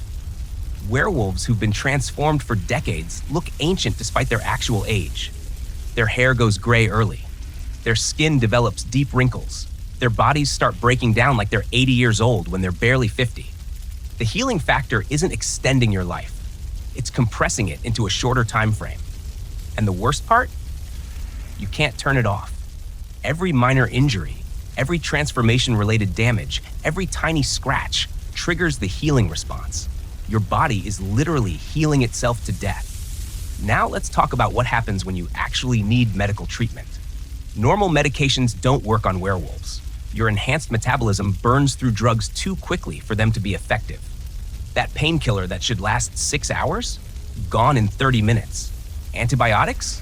Your immune system is so hyperactive that it treats medicine as a foreign invader and destroys it before it can help. Anesthesia? Good luck. Doctors can't figure out why you keep waking up during surgery. They keep increasing the dosage, not knowing that your supernatural physiology requires 10 times the normal amount. One werewolf I heard about woke up during an appendectomy, fully conscious, paralyzed by muscle relaxants, feeling every cut while the surgeon worked on his internal organs. He couldn't scream, couldn't move, could only lie there and experience every moment of the surgery while pretending to be unconscious. The psychological trauma from that experience lasted longer than the physical recovery. And that's assuming you can even get proper medical care in the first place. Explaining your symptoms to medical professionals becomes an exercise in creative fiction. Doctor, I experience severe full-body pain every month, always during the same 3-day period. That sounds like it could be related to your menstrual cycle. I'm a man. Oh, well, let's run some tests. The tests come back normal, of course, because there's no medical test for lycanthropy. Your supernatural condition doesn't show up on x-rays or blood work. So doctors assume you're either lying, drug-seeking, or suffering from a psychological disorder. You get labeled as a difficult patient, a hypochondriac, someone with medically unexplained symptoms. And when you keep coming back with injuries that heal impossibly fast, doctors get suspicious. This cut should have taken weeks to heal. How is it already closed? I heal fast? Nobody heals this fast. Are you sure you didn't fake this injury for attention? Great. Now you're not just a werewolf. You're a werewolf with factitious disorder on your medical record. Every transformation causes damage.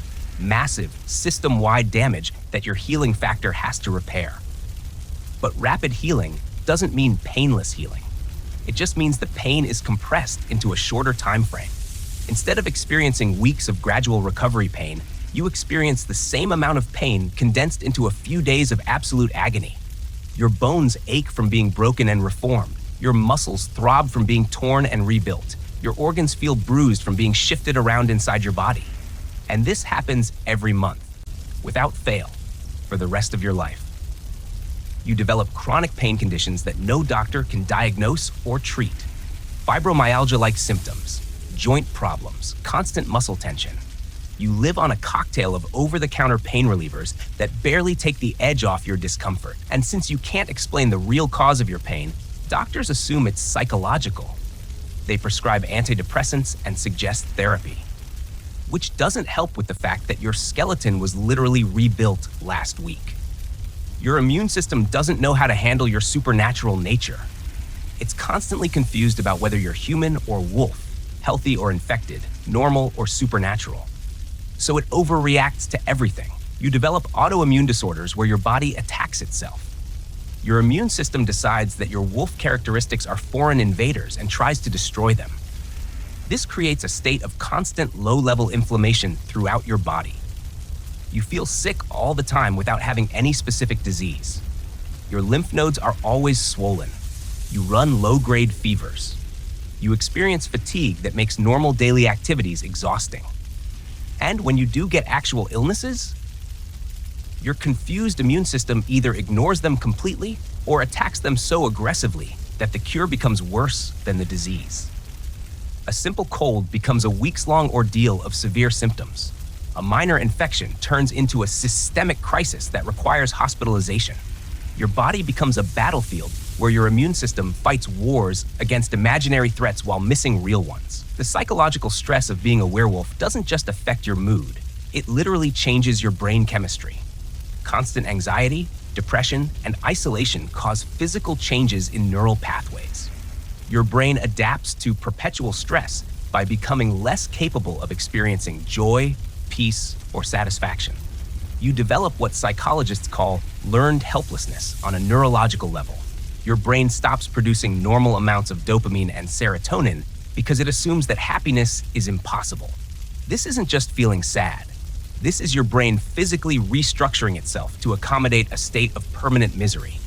And since you can't tell mental health professionals the real cause of your trauma, you can't get appropriate treatment. Therapy helps people process normal human problems. But there's no established treatment protocol for I turn into a monster every month and have to hide it from everyone I love. Antidepressants? They either don't work because of your enhanced metabolism, or they interact dangerously with your supernatural physiology. Anti-anxiety medications? Same problem. Plus, reducing your anxiety might interfere with the hypervigilance that keeps you alive during transformations. You're stuck with mental health problems that can't be properly diagnosed or treated because admitting to the cause would result in psychiatric commitment.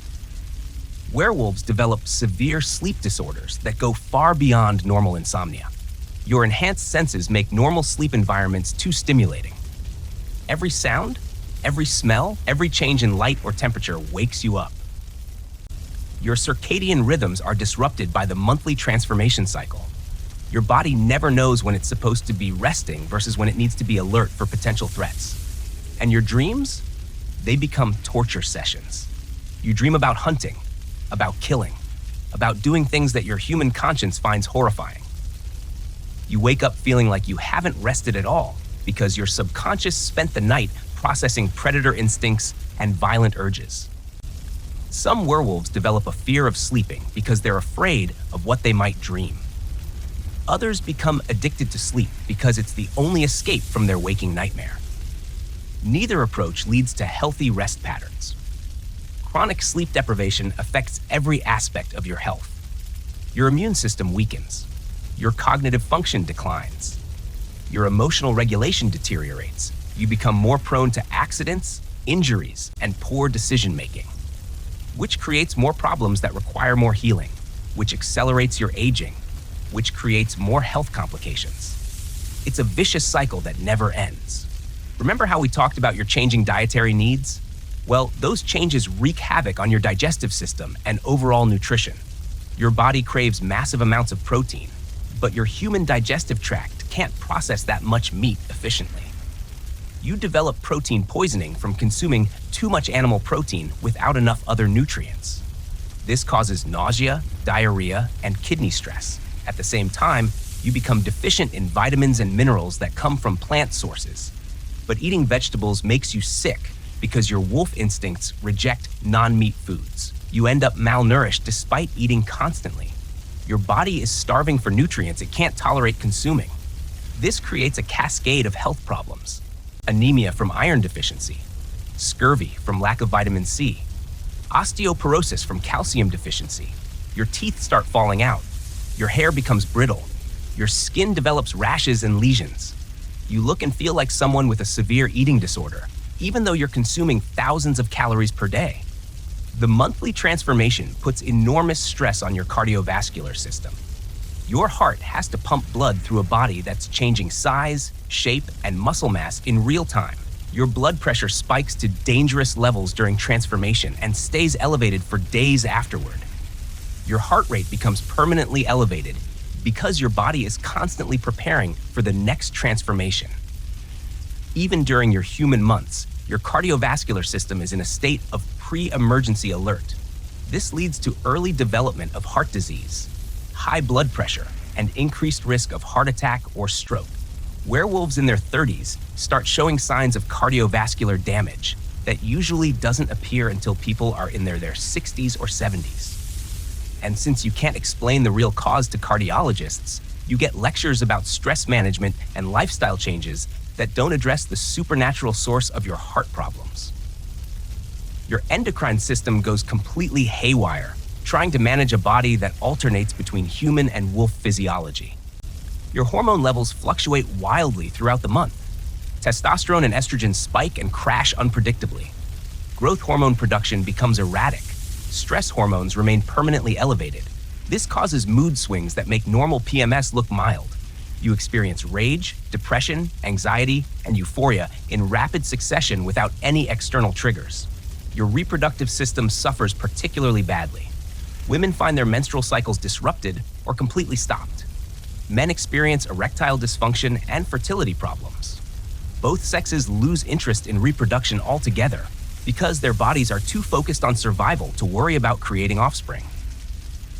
And if werewolves do manage to reproduce, the hormonal chaos during pregnancy creates complications that endanger both mother and child.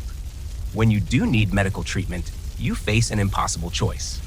Seek help from human doctors who don't understand your physiology, or find a veterinarian who might understand wolf biology but isn't trained to treat humans. Some desperate werewolves resort to veterinary medicine.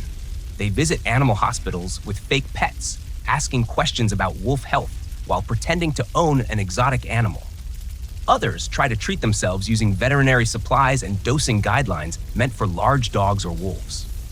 Both approaches are dangerous and often ineffective. Veterinary medicine assumes you're fully wolf, not a hybrid creature with mixed physiology. And human medicine assumes you're fully human, which is equally wrong.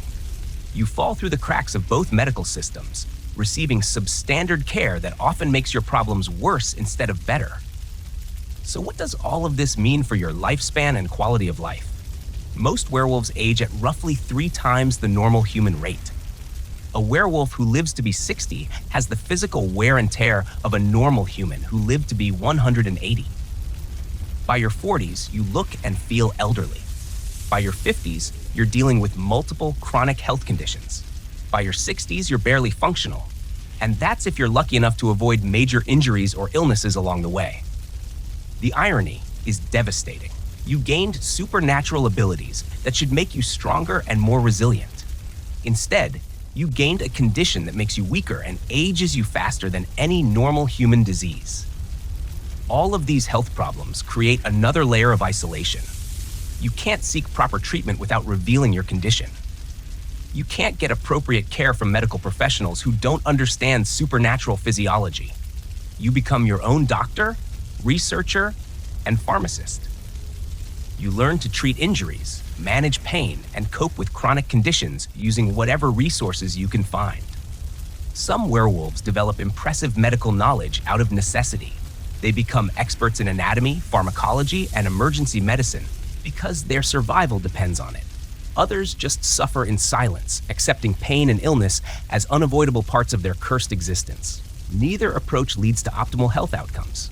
And all of this medical chaos, all of these health complications and treatment challenges and accelerated aging, they're happening while you're also dealing with everything else. The transformation pain, the social isolation, the pack dynamics, the sensory overload. Your body is literally falling apart while you're trying to maintain the facade of being a normal, healthy human. But wait, it gets worse. Because we haven't even discussed the practical problems yet. The everyday challenges that turn simple human activities into logistical nightmares. Because when you're a werewolf, even basic things like having a job or owning a home become incredibly complicated. Let's talk about money and property and all the boring adult responsibilities that somehow become 1,000 times harder when you occasionally turn into a wild animal. Normal people complain about taxes and mortgage payments. You get to worry about those things, plus explaining why your house needs steel-reinforced doors and why your homeowner's insurance claims always involve mysterious property damage. Welcome to Werewolf Economics, where every financial decision comes with supernatural complications. Every month, you destroy something during your transformation. Furniture gets shredded, doors get torn off hinges, windows get smashed from the inside. And every month, you have to file insurance claims for damage you can't possibly explain. What happened to your kitchen table, Mr. Johnson? A large dog broke in. Through your second-story apartment window? Very athletic dog. Your insurance company starts noticing patterns. Damage always occurs on the same nights each month, always involves claw marks, always happens when you're supposedly not home. They send investigators, they install cameras. They start asking uncomfortable questions about your whereabouts during these mysterious break-ins. Meanwhile, your premiums keep rising because you're considered a high-risk customer. Some companies drop you entirely after too many suspicious claims. You end up paying astronomical rates for minimal coverage or going without insurance altogether and absorbing the monthly destruction costs yourself. Either way, you're hemorrhaging money just to maintain the basic fiction that you're not the one destroying your own property. Renting becomes practically impossible once landlords see your rental history. Every apartment you've ever lived in shows extensive damage upon move-out. Scratched floors, destroyed doors, walls that need complete repainting due to mysterious stains. Your security deposits never come back. Ever. In fact, you usually owe additional money beyond the deposit to cover damages. Smart werewolves learn to rent only furnished apartments, knowing they'll have to replace every piece of furniture within the first few months. Others stick to short-term rentals where they can disappear before the damage becomes too obvious to ignore. Some try being honest with landlords up front. I have a medical condition that occasionally causes property damage. This works about as well as you'd expect. Eventually, you end up in the worst neighborhoods, renting from landlords who don't ask questions because they assume you're involved in drugs or domestic violence. Your housing options shrink to places where property damage is considered normal. Remember those scheduling problems we mentioned? They're just the tip of the employment iceberg. Your enhanced senses make most work environments unbearable. Open offices with their constant noise and competing smells become torture chambers. You can't concentrate when you can hear every conversation, smell every coworker's lunch, and sense everyone's emotional state. Customer service jobs are impossible because you can smell customers' fear, anger, or dishonesty. You know when someone is lying before they finish their sentence, which makes maintaining professional politeness extremely difficult. Food service is out of the question. The smell of industrial cooking, combined with your dietary restrictions, means you're either nauseous or ravenously hungry throughout your entire shift. Manufacturing work seems promising until you realize that your enhanced hearing makes machinery noise physically painful. What other workers find merely loud, you experience as literally damaging to your eardrums. Office environments present their own challenges. You can't wear headphones to block out noise because that interferes with your supernatural awareness of your surroundings. But without headphones, you're constantly distracted by sounds from neighboring cubicles. Your career advancement stalls because colleagues find you unsettling. You can't help being more alert, more aware, more intense than normal humans. Your predator instincts make you stand differently, move differently, interact differently. Coworkers describe you as intimidating without being able to explain why. Managers say you make them uncomfortable during meetings, even when you're trying to be agreeable. Women colleagues avoid being alone with you because some primitive part of their brain recognizes you as a threat. Men challenge you more often because they sense competition for dominance. Your professional network shrinks because networking events feel like hunting grounds to your wolf instincts. You have to consciously suppress the urge to evaluate every person you meet as potential prey or rival. Job interviews become exercises in hiding your true nature. You have to remember to make less eye contact, speak more softly, and appear less physically capable than you actually are. Even when you get hired, promotions remain elusive because leadership positions require charisma and people skills that are difficult to maintain when you're constantly fighting predator instincts. Long-term financial planning becomes meaningless when you don't know how long you'll live or remain functional. Retirement savings. What's the point when the accelerated aging means you might not survive to retirement age anyway? Life insurance. Companies don't offer policies for supernatural beings. And if they did, the premiums would be astronomical given your increased risk of accidents, violence, and premature death. Investment strategies? Hard to plan for the future when monthly transformation damage eats up most of your disposable income. College funds for children? Assuming you even have children, and assuming they don't inherit the curse, how do you save for their education when your earning potential is limited by your condition? Your financial advisor suggests budgeting and long-term planning while you're calculating the monthly cost of replacing destroyed furniture and explaining mysterious medical expenses. All those insurance claims and property damage reports create a paper trail that affects your credit score. Frequent moves due to landlord problems look like instability to credit agencies. Multiple insurance claims suggest reckless behavior. Unexplained medical expenses indicate potential financial irresponsibility. Your credit score drops even though you pay your bills on time, simply because your lifestyle appears chaotic and unpredictable to financial institutions. This makes it harder to get mortgages, car loans, or even credit cards with decent interest rates. You end up paying higher rates for everything, which further strains your already tight budget. If you do manage to buy a house, you discover new categories of supernatural property ownership problems. Your home needs modifications that would confuse any contractor. Reinforced interior doors, basement rooms that can be securely locked from the inside, soundproofing that goes beyond what normal people require for privacy. You can't explain why you need these features without sounding insane, so contractors assume you're involved in illegal activities or have serious mental health issues. The modifications are expensive and often require custom work that can't be easily undone. This affects your home's resale value because future buyers can't understand why someone would install industrial-strength locks on interior doors. Your property taxes increase because assessors classify your reinforcements as home improvements, even though they're actually safety necessities. And when you eventually sell, you have to explain the unusual features to potential buyers without revealing their true purpose. Your monthly utility costs are astronomical because of your supernatural needs. Heating bills skyrocket because your enhanced metabolism requires warmer temperatures than normal humans find comfortable. You're always cold in your human form because your body is preparing for the higher energy demands of transformation. Water bills increase dramatically due to the frequent cleanup required after transformation nights. Blood, mud, and other substances need to be washed from surfaces, clothing, and yourself.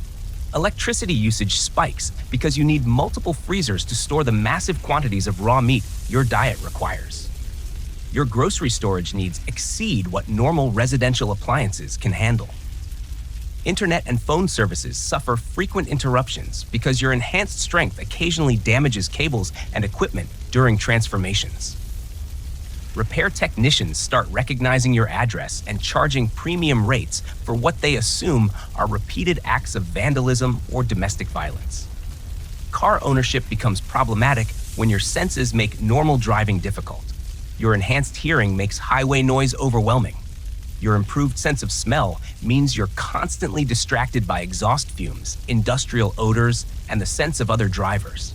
Your territorial instincts turn traffic jams into psychological warfare. Every aggressive driver becomes a challenge to your dominance. Every car that cuts you off triggers predator responses. Road rage incidents become genuinely dangerous when one party has supernatural strength and anger management issues tied to predator instincts. Public transportation is worse because confined spaces with multiple humans trigger claustrophobia and territorial anxiety simultaneously. You end up walking everywhere when possible, which limits your employment options to places within a reasonable distance of your home. Your enhanced abilities create legal liability issues that normal humans never face. If you accidentally injure someone with your supernatural strength, you could be charged with assault, even if you were trying to be gentle. Property damage during transformations could result in vandalism charges if anyone witnesses the destruction and doesn't believe your explanations. Your predator instincts could lead to stalking accusations if someone notices you watching them too intently, while your wolf brain evaluates them as potential prey. Self-defense situations become legally complicated because your enhanced abilities mean you can't claim equal force. You could seriously injure an attacker who poses no real threat to your supernatural physiology. You need legal representation more often than normal people, which adds another recurring expense to your already strained budget. Maintaining your secret identity costs money in ways you never anticipated. You pay premium prices for privacy. Remote properties cost more. Soundproof modifications are expensive. Discrete service providers charge extra for not asking questions. You maintain multiple sets of everything because transformation damage is unpredictable. Extra clothes, furniture, electronics, all stored in case your regular items get destroyed. You pay cash for many purchases to avoid creating paper trails that might reveal your unusual buying patterns. Cash purchases mean missing out on credit card rewards and purchase protections. Emergency funds must be larger because you might need to relocate quickly if your secret is discovered. Normal people save for vacations. You save for midnight escapes. All these practical and financial challenges create another layer of isolation from normal human society. You can't participate in group financial planning activities like investment clubs or retirement planning seminars because your needs are too different from other people's. You can't share living spaces with roommates because they discover your monthly transformations and property damage habits. You can't engage in normal adult activities like home improvement projects with friends because your modifications serve purposes you can't explain. Your economic situation keeps you separated from normal social and professional networks, making every other aspect of werewolf life even more difficult. And these practical disasters? They're not just inconveniences. They're constant reminders that you don't belong in human society, no matter how hard you try to fit in. Each insurance claim, each job interview, each rental application becomes another small humiliation, another moment where you have to lie about who you are and what you need. But if you think practical problems are bad, wait until you hear about what happens when you realize that all these struggles might last forever. Because the worst part about being a werewolf isn't the pain or the isolation or the practical problems. The worst part is discovering that there might be no end to any of it. You spend the first few years thinking that maybe you'll adapt. Maybe you'll figure out how to manage the transformations, the social problems, the constant struggles. Then, decade 2 hits, and you realize something horrifying. This isn't a phase. This isn't something you're going to overcome or grow out of. This is your existence now. Forever.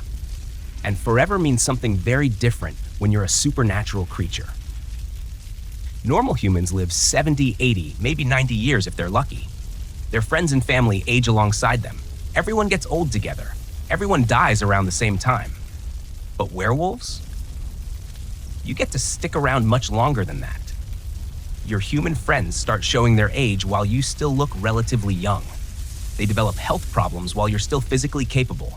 They retire while you're still working. And then they start dying. First, it's the older relatives, grandparents, then parents. Expected losses that hurt but make sense in the natural order of things. Then your peers start going. Heart attacks, cancer, accidents, the diseases and misfortunes that claim humans in their 50s and 60s.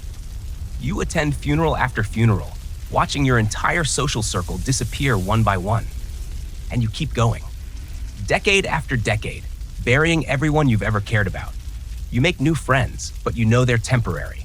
You watch them age and fast forward while you remain essentially unchanged. Every relationship comes with an expiration date that only you can see.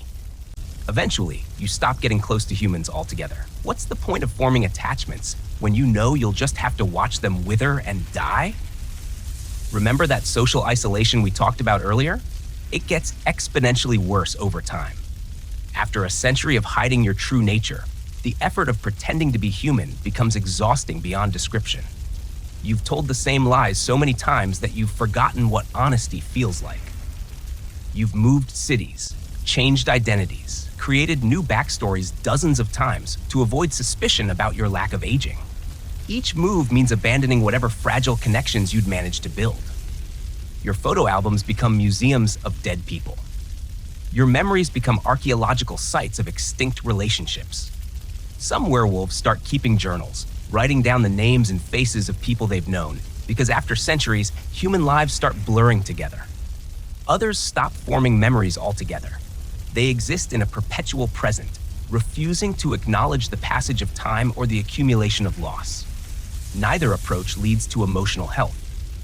You know what nobody tells you about immortality? It's boring. After you've experienced every type of transformation pain, every social situation, every practical problem multiple times, life loses its unpredictability. You've been fired from jobs for the same reasons dozens of times.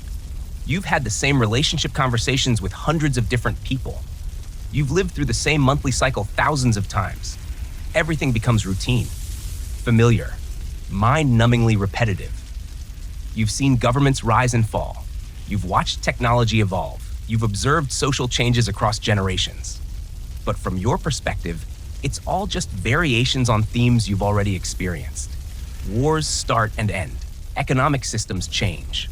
Cultural trends cycle through. And you remain exactly the same, dealing with exactly the same supernatural problems you had 100 years ago. The novelty of being a werewolf disappears completely. What once seemed like a dramatic curse becomes just tedious daily maintenance.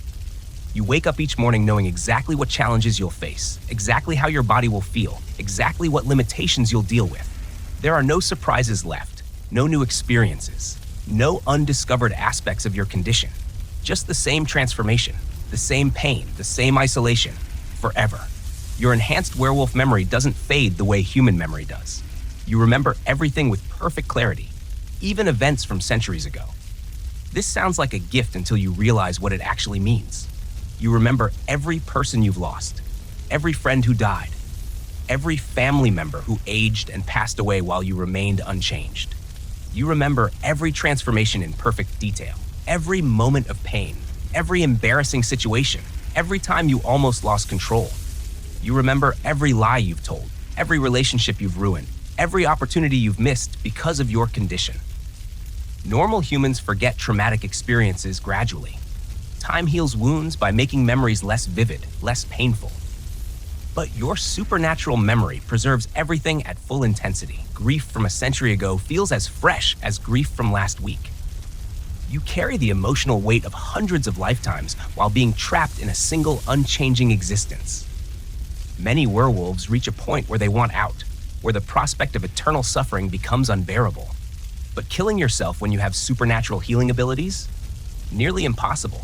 Your body repairs damage faster than you can inflict it. Cuts heal before you can bleed out. Broken bones mend before they can cause fatal complications. Poison gets metabolized too quickly to be lethal. Your enhanced immune system fights off toxins that would kill normal humans. Even if you manage to inflict serious damage, your healing factor kicks in and saves you against your will. Some werewolves have survived falls that should have been fatal, only to heal completely and be forced to continue their unwanted existence. Others have tried drowning, hanging, exposure. Every method gets thwarted by supernatural resilience. You're not just trapped in an unpleasant life, you're trapped in an inescapable life. The knowledge that there's no exit, no matter how unbearable things become, adds another layer of psychological torture to an already impossible situation. Humans evolve throughout their lives. They learn from experiences, develop new perspectives, and change their fundamental nature over time. But werewolves remain fixed. Your supernatural nature locks you into specific behavioral patterns, emotional responses, and psychological frameworks. You can't grow beyond your predator instincts. You can't evolve past your pack dynamics. You can't develop immunity to sensory overload. After centuries of trying different approaches, different coping strategies, different life philosophies, you realize that your essential werewolf nature can't be modified or improved. You're stuck being exactly who you are, with exactly the same problems, exactly the same limitations, forever. Personal growth becomes impossible when your supernatural condition overrides every attempt at self-improvement. Every decade brings new regrets that pile onto the existing mountain of things you wish you'd done differently. Relationships you could have handled better, opportunities you missed because of transformation timing, choices you made out of fear or desperation. Normal humans get a lifetime to accumulate regrets. You get multiple lifetimes, but with no corresponding increase in wisdom or ability to avoid repeating mistakes. Your supernatural condition creates the same types of problems regardless of how much experience you have. You keep making similar errors because lycanthropy limits your options in consistent ways. After centuries of regret accumulation, the psychological weight becomes crushing. You carry guilt from hundreds of ruined relationships, thousands of lies told, at countless moments of weakness or poor judgment. And unlike humans who die before the regret pile gets too overwhelming, you have to carry it all forever. Society evolves around you while you remain essentially static. You watch languages change, social norms shift, technology advance. Values that seemed permanent when you were first transformed become obsolete within decades. You become a living anachronism, someone whose fundamental worldview was shaped by eras that no longer exist. Young humans speak in ways you don't understand. They have cultural references you don't recognize. Their problems and priorities seem alien compared to the concerns of people from your original time period. You're simultaneously too old and too static to relate to contemporary human society, but too long-lived and experienced to connect with other beings from your own era. You exist between worlds, belonging fully to none. And eventually, after enough decades or centuries, you understand the true horror of lycanthropy. It's not that being a werewolf is difficult. It's that being a werewolf is a permanent state of difficulty that can never be resolved, improved, or escaped. Every problem we've discussed, the physical pain, the social isolation, the practical complications, the medical issues, they don't get better with time. They just accumulate. You don't adapt to transformation pain. You just get tired of experiencing it month after month for centuries. You don't learn to manage relationships better.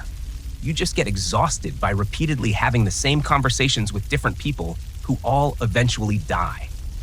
You don't solve the practical problems.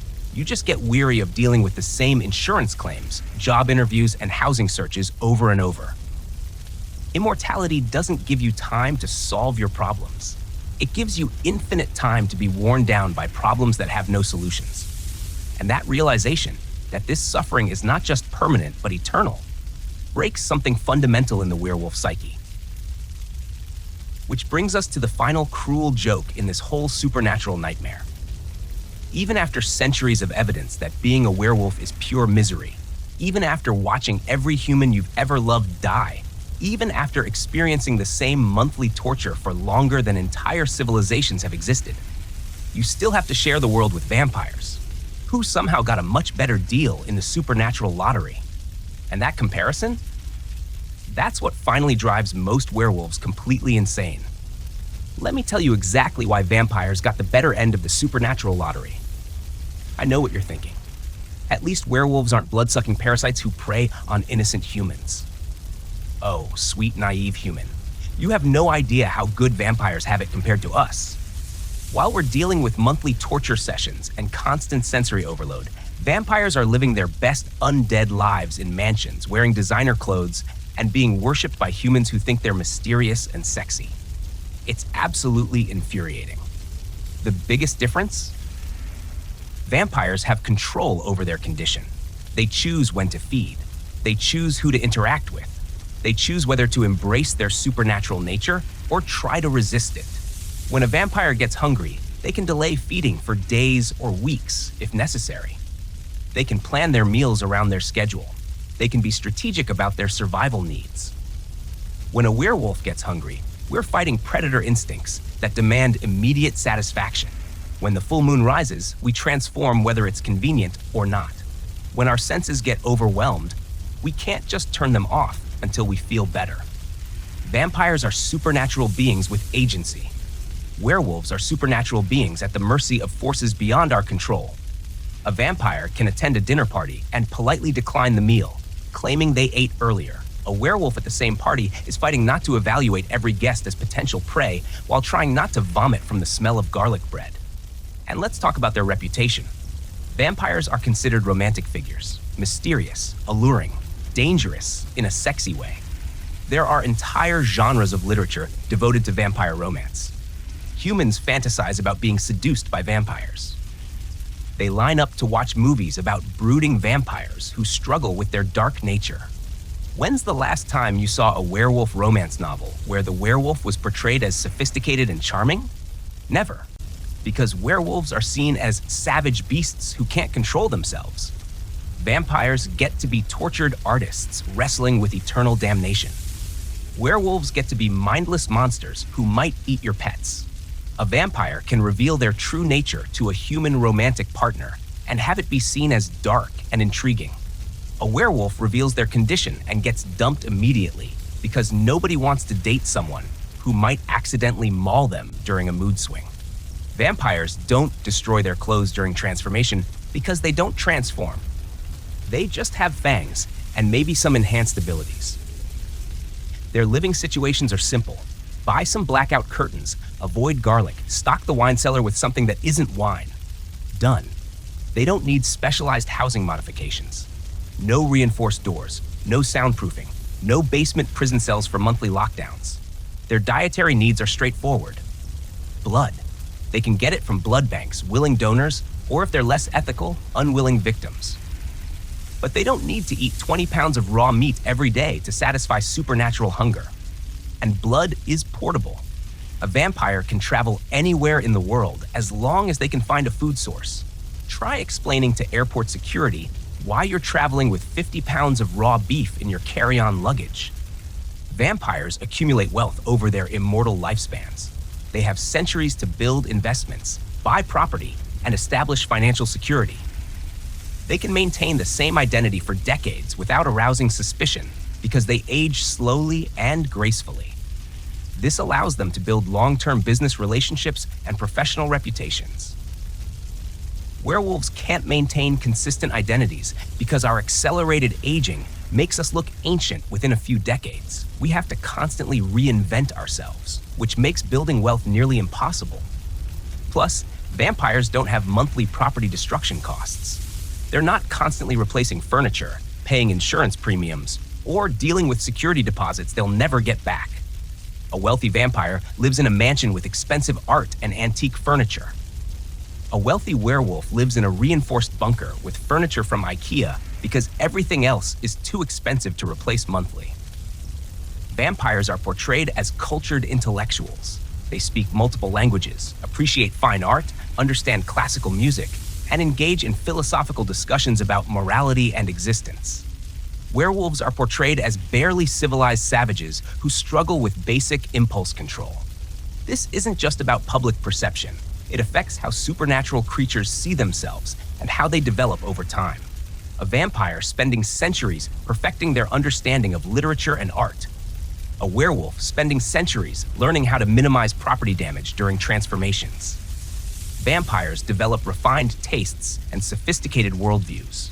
Werewolves develop survival skills and trauma responses. Vampires form elegant societies with complex social structures. They have vampire councils, ancient hierarchies, and sophisticated political systems. When vampires gather, they hold balls and formal events. They discuss philosophy and politics. They engage in complex social maneuvering that would make royal courts jealous. When werewolves gather, we fight over territory and dominance like animals. Our social structures are based on pack dynamics that prioritize strength over intelligence. A vampire coven meets in a beautiful mansion to discuss art and literature while sipping blood from crystal glasses. A werewolf pack meets in the woods to settle disputes through physical combat while trying not to seriously injure each other. The entertainment industry has been incredibly kind to vampires. They're portrayed as complex anti-heroes with rich inner lives and compelling moral struggles. Vampire characters get to be tragic figures wrestling with their immortal condition. They're given depth, motivation, and character development that makes audiences sympathize with their plight. Werewolf characters are either comedic relief or mindless antagonists. We're the monsters that heroes fight, not the heroes ourselves. This cultural bias affects everything from public perception to how seriously our problems are taken. Vampires get gothic romance novels.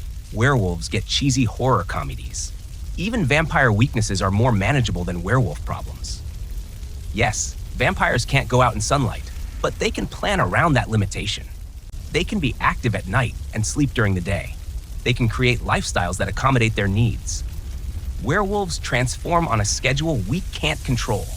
We can't plan around full moons. We can't choose to postpone our supernatural nature until it's more convenient. A vampire can say, "I'll handle that business during my active hours." A werewolf has to say, "I hope that emergency doesn't happen during the 3 days I'm not entirely human." And you know what the most infuriating part is? Vampires often look down on werewolves. They see us as the lower class of supernatural beings. Crude, uncivilized, unable to control our baser instincts. They attend their sophisticated gatherings in their elegant clothes while we're trying to figure out how to explain why we need another day off work for our medical condition. Vampires got immortality with style. We got immortality with monthly torture sessions and social isolation. They're the supernatural aristocracy. We're the supernatural working class. And the worst part? They're not wrong. When you compare the vampire lifestyle to the werewolf experience, it's obvious who won the supernatural lottery. They get to be mysterious and sophisticated while we're just trying to survive each month without completely destroying our lives. It's enough to make you want to find a vampire and ask if they're accepting applications for condition transfers. But dwelling on vampire privilege isn't going to solve our problems. Nothing is going to solve our problems, actually. And that realization, that's where we need to talk about the real horror of lycanthropy. Because everything we've discussed so far, the pain, the isolation, the practical problems, the immortal suffering, all of that pales in comparison to the moment when you truly understand what Hollywood got wrong about being a werewolf. And that's the real lesson from exploring lycanthropy. Not that werewolves are scary monsters to be feared, but that being human is actually pretty wonderful by comparison. So there you have it. 2 hours of explaining why lycanthropy is basically the worst supernatural condition you could possibly be cursed with. If you made it through this entire video, congratulations. You now understand werewolves better than 99% of the people who write about them in movies and books.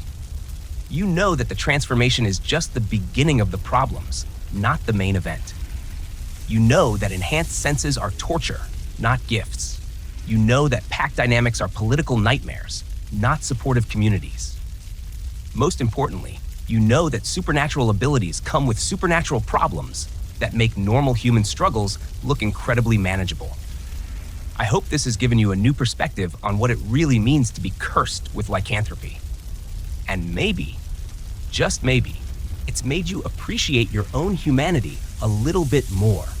Because while you were learning about werewolf suffering, You are also learning about human advantages you probably never thought about before. Your ability to eat pizza without fighting predator instincts. Your capacity to sleep through the night without being overwhelmed by distant sounds. Your freedom to form honest relationships without supernatural secrets. These aren't small things. They're actually pretty amazing when you consider the alternatives. Now, I'm curious about something. After learning all of this about werewolves, which other supernatural creatures do you think might have it worse than humans initially assume? Vampires obviously got a better deal than werewolves, as we discussed. But what about other cursed beings? Ghosts, witches, zombies, angels, demons? Leave a comment and let me know which supernatural condition you'd like me to analyze next, because I guarantee you that most of the creatures you think would be cool to become probably aren't. Supernatural fiction has convinced us that being human is boring and that having magical abilities would solve our problems. But as we've seen with werewolves, supernatural conditions usually create more problems than they solve. They're called curses for a reason. And if this deep dive into lycanthropic suffering has taught you anything, it should be that normal human problems are actually pretty great problems to have. Because they're problems that can be solved by normal human solutions. You don't need supernatural strength to overcome regular challenges. You just need regular strength, regular persistence, and regular problem-solving skills. Which, when you think about it, makes humans pretty remarkable creatures in their own right. If you enjoyed this analysis of why supernatural abilities aren't as great as they seem, make sure to subscribe for more realistic takes on fantasy concepts, because there are a lot more supernatural myths that need debunking.